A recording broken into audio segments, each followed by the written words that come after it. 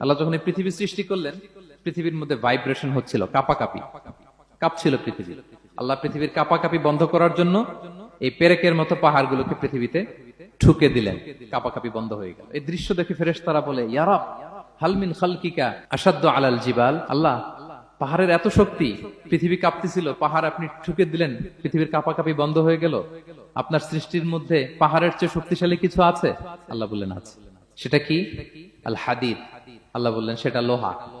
কারণ লোহা দিয়ে পাহাড় কাটা যায়, ঠিক কিনা? লোহার কথা শুনে ফেরেশতারা অবাক। লোহা পাহাড়ের চেয়ে শক্তিশালী? ফেরেশতারা প্রশ্ন করলো, ইয়া রাব্বি হাল মিন খালকিকা আশাদ্দু মিনাল হাদিদ। তাহলে আপনার সৃষ্টির মধ্যে লোহার চেয়ে শক্তিশালী কিছু আছে? আল্লাহ বললেন আছে। কি সেটা? আন্নার, আগুন। কারণ আগুন লোহাকে কি করে? গলিয়ে ফেলে। ফেরেশতারা শুধু অবাকই হচ্ছে।